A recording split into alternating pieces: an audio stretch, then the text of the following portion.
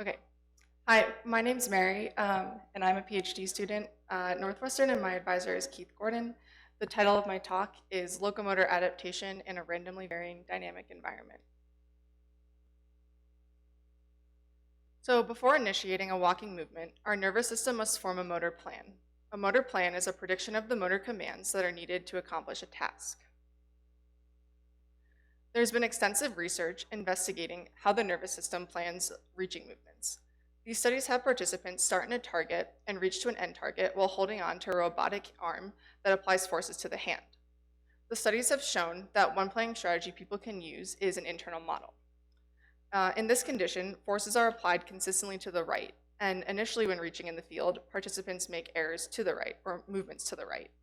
Over time, though, they learn to counteract this force field, and this results in a straight hand trajectory. However, when the force field is unexpectedly removed, their hand trajectory now deviates to the left. And this means that participants learn to explicitly predict the force field.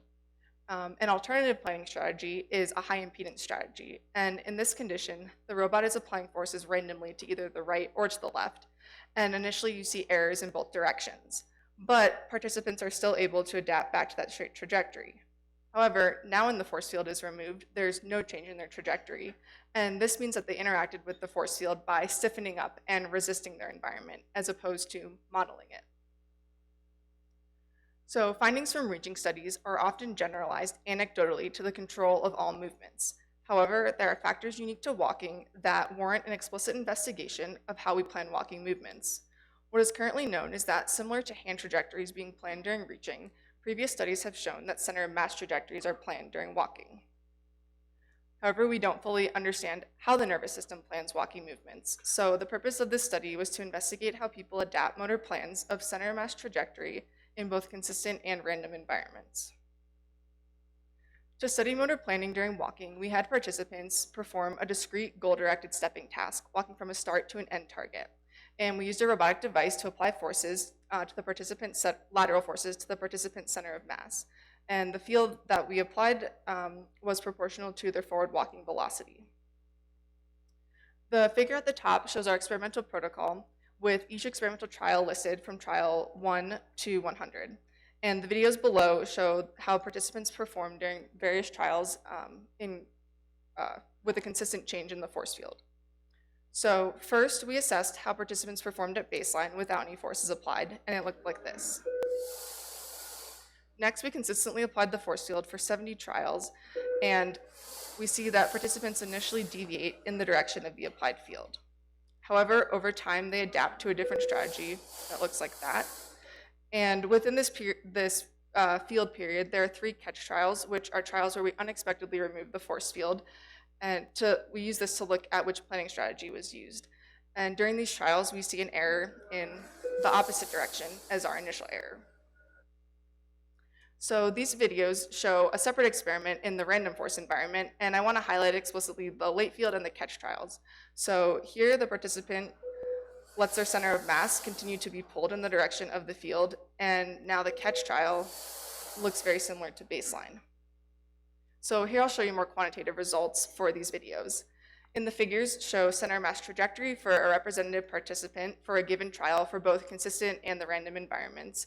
And to the right is a graph showing our statistical results with trials of interest on the x-axis, and on the y-axis is center mass sign deviation, which represents the deviation of the center mass trajectory relative to a straight line.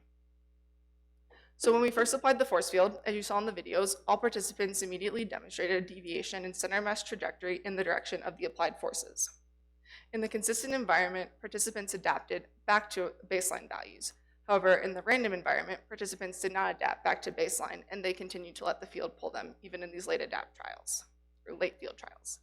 And during the catch trials, in the consistent environment, participants made a deviation in the direction opposite of their initial error. And this suggests that they formed an internal model of their center of mass trajectory, and this is a similar result, or the same result that was found during reaching. However, in the random environment, catch trials were not different from baseline, and this is evidence of a low resistance or a low impedance strategy, and this is opposite of the high resistive or high impedance strategy that was found during reaching. So our conclusions are that In a consistent environment, young adults formed an internal model of their center of mass trajectory, and in a random environment, young adults utilized a low impedance strategy. We hope that these experimental findings can provide a framework for future studies to enrich our understanding of how people plan and control walking movements. I'd like to acknowledge our lab and my funding source, and I'm happy to take any questions.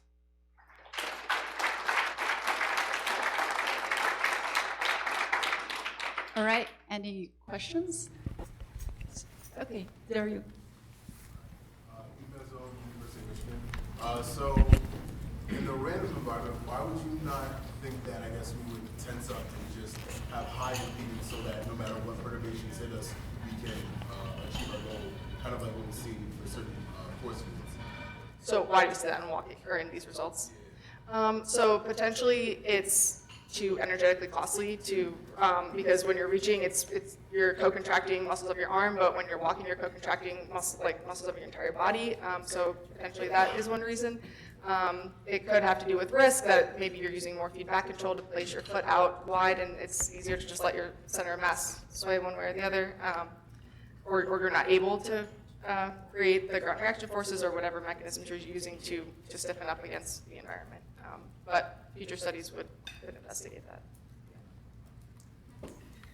Can you tell us a little bit about the instructions given to the subjects? And Yeah. it looks like there's a limited travel you could have with the Yeah. actuator because of the. So yeah, I take out all those details. But so the start and end target are 1.5 times the leg length of the participant. So we estimated that to make it a 2-step task. Some people took 3 steps, but most people took 2 steps. And even in the 3-step, if you took 3 steps, the center of mass results are still the same. And participants were just told to keep their arms crossed and to step with the right foot every trial, and then they had to reach a speed target that said either too slow, too fast, or success, and that speed target was set at 1.2 meters per second, or around average walking speed. And so their only goal was to reach that speed target every trial, whether forces were applied right, left, or no forces at all. And the speed target is in the fore-aft direction. Based on their forward center of mass velocity. And then what was the instruction about stopping? So they just had to reach the target, or they had to start with both feet in the target, end with both feet in the target, and whatever strategy they wanted to use to get to that end target within the speed range. That was a successful trial. And we actually had 12 trials, but Thanks. Okay, there's one back. Yes. Alex from Max Planck Institute. How do you project your results into the fore-aft direction, either vertically or directly fore-aft? so How do you relate this to morphology? So that's what do you like in terms of application. Like if you have a harsh wind from the side, that would be a typical similar case what you chose. So, but the walking direction, do you think these results will also hold there? so I mean, your lateral versus your sagittal plane, or frontal versus sagittal plane dynamics are different, and you rely a lot more on passive dynamics in the frontal plane, so I think that things are potentially different. We specifically focus on the lateral plane because relative to the sagittal plane, you're more unstable, so that's why.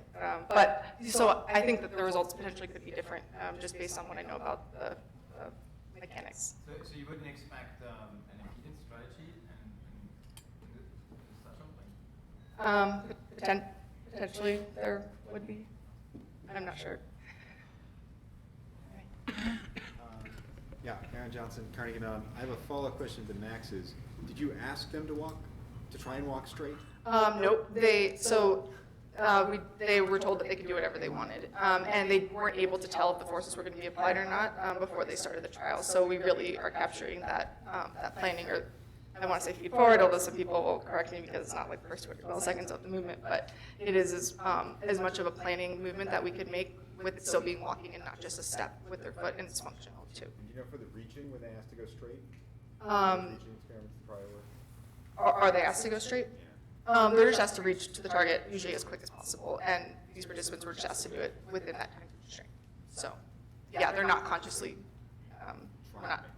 Yes, and the center of mass trajectory isn't straight anyways; it's slightly curved. And participants, when I asked them like what strategy they were using, no one was able to tell me that they were leaning or using their center of mass. It was all about foot placement. So I found that pretty interesting. Okay. There's back there. Yeah, University of Michigan. I was wondering how much the body configuration at the time of perturbation affects this. So, do you always perturb them when they're taking a right step? Do you perturb them when they're taking a left step, or like kind of in an in-between state? How much does that affect that? So all the participants step with their right foot every time. And for all the trials, and we looked at actually like consistently pull right and consistently pull left, even though I didn't present those results, and we see the same adaptations. All right, so let's take one more question. I saw there's the one. Okay, sorry. I'm Joey from the University of Washington. I was just wondering, could you comment on how quickly people developed their internal models? Have you tried to quantify that? Yeah, so in the randomly varying environment, we didn't because they didn't adapt the strategy. They just consistently let the field pull them, but in the predictable field, it was about 15 trials, which is pretty fast. And that could be for a variety of reasons, whether it has to do with the risk of the task or energy efficiency. We haven't looked into that, but it was 15, average of 15 trials. Thank you. Yep. All right, great, thanks.